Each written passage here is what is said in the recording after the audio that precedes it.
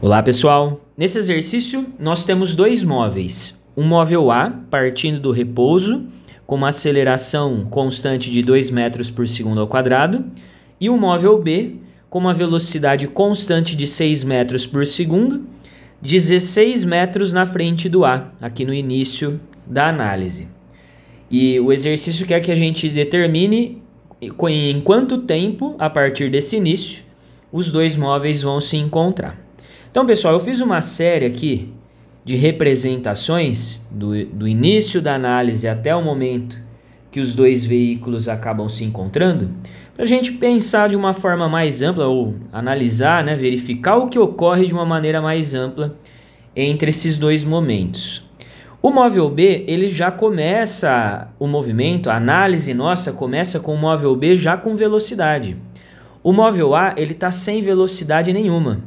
Então, no momento que o cronômetro é disparado para os dois veículos se movimentarem aqui para a direita, o móvel A ele vai começar a ganhar velocidade. Então, no início, a velocidade do A vai ser menor do que essa velocidade do móvel B. Então, o que acontece com essa distância que separa os dois, Essa distância ela tende a aumentar, ela vai ficar maior do que ela estava inicialmente. Inicialmente eles estavam a 16 metros, como o móvel B está mantendo aqui uma velocidade maior do que o A distância que separa os dois vai aumentando. E essa distância aumenta até que momento, Ela vai aumentar até a velocidade do A se igualar à velocidade do B. No momento que o corpo A chega com um valor de velocidade igual à velocidade do B, essa distância que separa os dois deixa de aumentar. E aí, como a aceleração do móvel A é uma aceleração constante, isso significa que ele vai continuar aumentando o valor da sua velocidade. Então, ele vai começar agora a ter uma velocidade maior do que o corpo B. Então, a partir do momento que a velocidade dele se torna maior do que a velocidade do B, a distância que separa os dois vai começar a diminuir, e aí sim vai ser possível o corpo A alcançar o corpo B. Os dois vão se encontrar aqui quando a posição do móvel A for igual à posição do móvel B. Então, pessoal, para a gente conseguir definir o instante de encontro, nós precisaríamos fazer essa igualdade. A posição do móvel A vai ser igual à posição do móvel B. E para nós escrevermos as posições, nós precisaríamos lembrar da função horária da posição de cada um desses móveis. Começando primeiro pelo móvel B, que ele está em movimento uniforme, a equação horária do movimento uniforme ela pode vir aqui da expressão da velocidade média. Como o movimento do B é uniforme, a sua velocidade tem o mesmo valor da velocidade média. E velocidade média nós podemos calcular fazendo variação do espaço pela variação do tempo.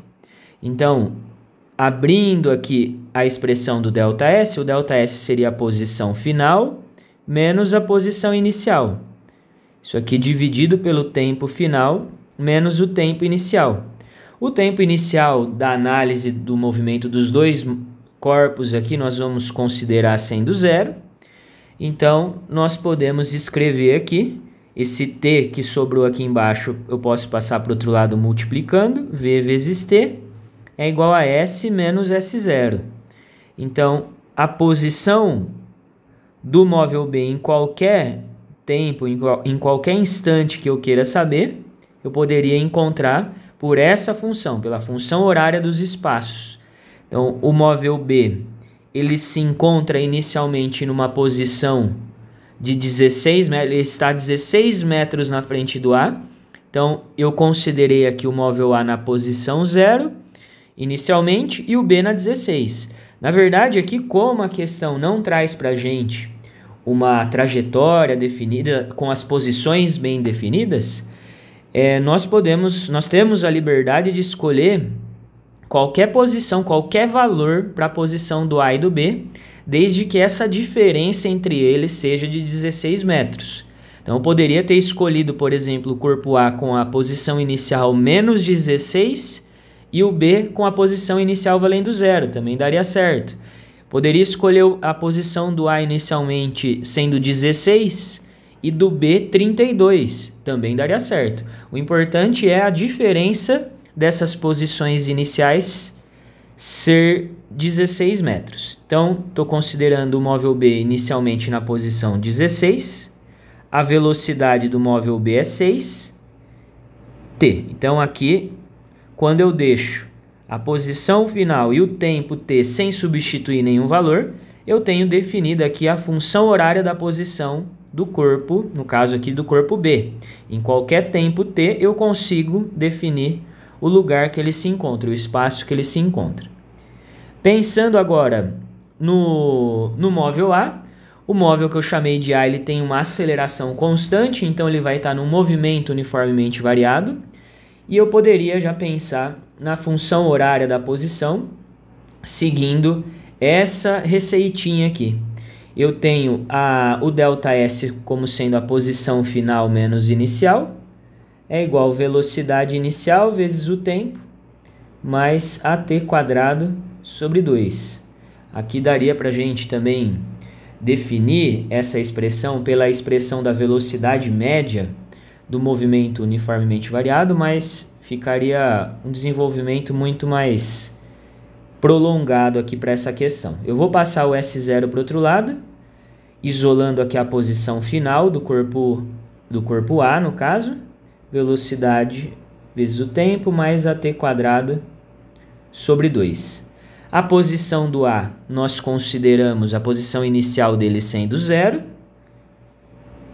A velocidade inicial dele é 0, porque ele parte do repouso, esse produto aqui vai ser 0. E a aceleração do corpo A durante todo o movimento foi de 2 metros por segundo ao quadrado. Eu vou substituir o A por 2. Nós vamos ficar, então, aqui com essa expressão.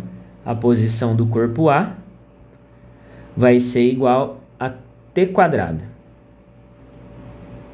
Para agora nós descobrirmos o instante que os dois móveis vão se encontrar, eu vou fazer essa igualdade. Posição do A igual à posição do B. Vou igualar as posições. Se eu igualo as posições, a matemática está entendendo que eles estão no mesmo lugar, eles estão se encontrando. Então vai ficar aqui t quadrado é igual a 16 mais 6t. Vamos cair aqui numa equação de segundo grau. T quadrado menos 6t menos 16 é igual a 0.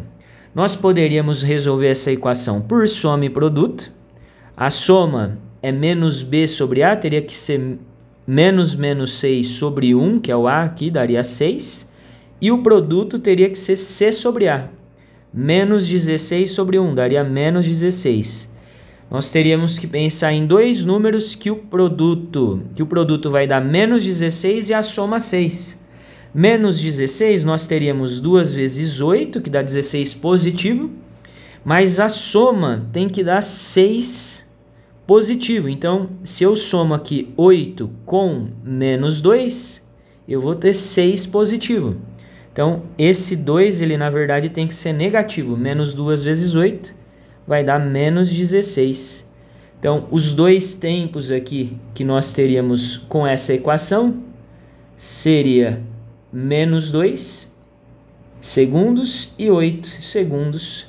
O menos 2 não vai ter significado para a gente. O movimento ele começou a partir do instante 0. Então, o tempo seria, a resposta seria 8 segundos. Poderíamos resolver essa equação por Bhaskara também. O delta é b ao quadrado, então ficaria menos 6 ao quadrado, menos 4 vezes o a vezes o c. Então vai ficar 36, menos com menos aqui vai ficar mais, 64. Eu tenho um delta valendo 100. Então o tempo que nós estamos querendo encontrar seria menos o b, menos 6, mais ou menos a raiz de delta, que é 10, a raiz de 100 é 10, dividido por 2 vezes a, o a vale 1, então vai dar 2. Então nós teríamos um T1 valendo 6 mais 6 menos 10, só para ficar igual ali em cima, dividido por 2.